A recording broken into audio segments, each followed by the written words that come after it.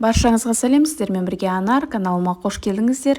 Бүгін сіздің денсаулығыңызға өте пайдалы және де организміңізді дәрумендерге байытып, сізге күш-қуат беретін пайдалы салат дайындаймыз. Салат тәтті ме екен? Иә, тәтті. Рахмет, мама. Ас болсын. Бізге қажетті заттар банан, анар, алмұрт, апельсин және де йогурт қажет болады. Алмұрт дәрумендерге өте бай. Алмұртта келесі элементтер бар: кальций, калий, фосфор, магний, күкірт, хлор, натрий, темір, молибден, мырыш, марганец, мыс, кремний, фтор, селен, бор, йод, кобальт, ванадий, рубидий, никель. Ал дәрумендер болса В, В1, В2, В3, В5, В9, В12, С витамині және калий, Е витаминдері бар. Алмұрттың жалпы ана мен баланың организмдері үшін өте қажетті элементтерді қамтиды. Яғни ол фолий қышқылы, С витамині, яғни антиоксидант болып табылады. Калий бұл біздің жүрек қан тамырларының жақсы дамуы үшін, жүктілік кезінде тістің эмалының қауіпсіздігін қорғайды. Талшық бар, ол іш қатуды жеңуге көмектеседі. Жүкті әйелдерге өте пайдалы болып есептелінеді. Қарапайым көмірсулар да кездеседі. Әдетте алмұрт баланың өмірінің алғашқы айындағы диетаға енгізіледі. Алмұртта лактация кезінде маңызды болып табылатын элементтер бар. Сондықтан міндетті түрде емізулі аналардың менюында алмұртты қосқан жөн. Көптеген педиатрлар 7 айдан бастап нәрестелерді алмұртпен тамақтандыруды бастауға кеңес беріледі. Алмұрт жеңіл қорытылады және де баланың денесіне пайдалы болады. Себебі көру және метаболизм процестерін жақсартады. Каротинге байланысты иммунитетті арттырады. Сүйектерді қатайтады, шаш пен терінің күйін жақсартады, ішек флорасын қалыпқа келтіреді және де жүйке жүйесін жақсартады және жасушалардың жаңаруына септігін тигізеді. Инфекцияларға төзімділікті арттырады. Цитрус тұқымдасына жататын апельсин жемісі С витаминіне толы. Ол адам ағзасының иммунды жүйесін көтеріп, көптеген ауруларға қарсы тұруға көмектеседі. Біздің ағзамыз С витаминін өздігінен өндіре алмайды. Біз оны тек тамақ арқылы тұтынамыз. Ал С витамині ағзаны токсиндерден тазалап, иммунды жүйені көтеруге көмектеседі және ерте қартаюдың алдын алады. Денсаулық ұлттық институтының зерттеуінше, әрбір ер адам 90 мг С витаминін күн сайын тұтынуы қажет, ал әйелдер 75 мг. Бір стакан апельсин шырында 97 мг витамин бар. Әрбір апельсин шырынында гесперидин болады. Ол қан қысымының жақсаруына әсер етіп, қан айналымына көмектеседі. Қысымды тұрақтандырып, бас ауруының алдын алады.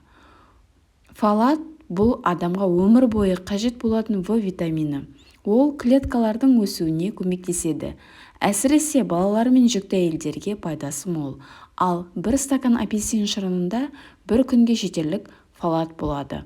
Алайда апельсин құрамында қант болғандықтан күн сайын 500 мг шырын артық ішуге болмайды. Әсіресе таңертең аш қарынға ішуге зиян. Ал балаларға шырынды суға араластырып берген жөн. Апельсин көздің көруін жақсартады, бүйректе тас жиналу қаупін азайтады. Сонымен қатар, тері үшін апельсиндегі С дәрумені коллаген шығара отырып, терінің жағдайын жақсартады, әжімдерді азайтады. Сонымен қатар, иммунитетті көтереді. С дәрумені вируспен күресуге көмектеседі және суық тию мен ауада жұғатын аурулардың қайталануын болдырмайды. Бананның пайдасы. Банан депрессиямен күресуде көмектеседі. Оның құрамында триптофан заты бар. Бұл триптофаннан қуаныш гормоны серотонин синтезделеді. Сондықтан бір бананды жеп көңіл-күйді айтарлықтай жақсартуға болады. Банан әлемдегі аллергия тудырмайтын жалғыз ғана жеміс, тіпті жас нәрестелерде банан ешқандай гиперсезімдалдық, яғни аллергия көріністерін бермейді. Сүйектерді қатайтады. Ішек микрофлорасын жақсартады. Банан құрамындағы ферменттер арқасында ағзаға тағаммен түскен пайдалы заттар әдеттегіден қарағанда жылдамырақ сіңіріледі. Іш қату. Іш қатуы бар адамдар үшін банан өте пайдалы жеміс. Әрдайым банан жеу іш қатудан мықты қорғаныш. Банан асқазандағы изжога секілді жағымсыз жағдайдан құтылуға да бірден бір себеп. Диарея кезінде диареядан зардап шегетіндер банан жеу ұсынылады. Көп жүріп физикалық жаттығулармен айналысып спортпен айналысатындар үшін балтыр бұлшықеттерінің дірілінен сақтайтын қасиеті бар. Себебі банан құрамындағы калий бұлшықетке оң әсер етеді. Энергия көзі. Егер спортпен шұғылданбас бұрын банан жеп алсаңыз, бұл жаттығулардың эффективті өтуіне септігін тигізеді. Ас қорытылуды жақсартады. Банан құрамындағы пектин және хелат тәрізді заттар ағзадан токсиндер мен басқа да зиян заттарды шығарып, астың жақсы қорытылуына алып келеді. Әйелдер үшін банан құрамындағы серотонин және басқа да пайдалы заттар етекір кезінде оның симптомдарын жеңілдетіп, бұрынғыдан қарағанда қолайырақ өтуіне көмектеседі. Анемия. Қаны аздар үшін банан таптырмайтын тағам. Ақыл-ой қызметін жақсарту.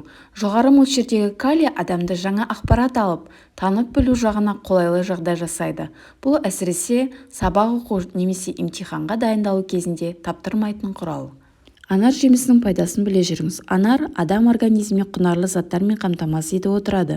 Оның құрамында 15 түрлі амин қышқылы бар. Сонымен қоса калий дәрумені, С дәрумені, В9, В6 дәрумендер мен минералдарға өте бай.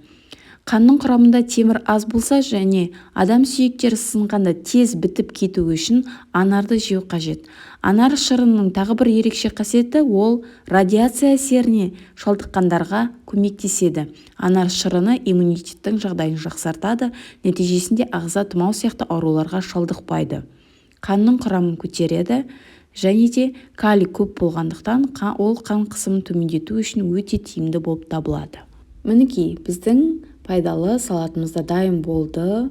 Ең соңында біздер мінекей 8% мен йогуртты қостым. Йогуртыңыздың майлылығы жоғары болғаны абзал.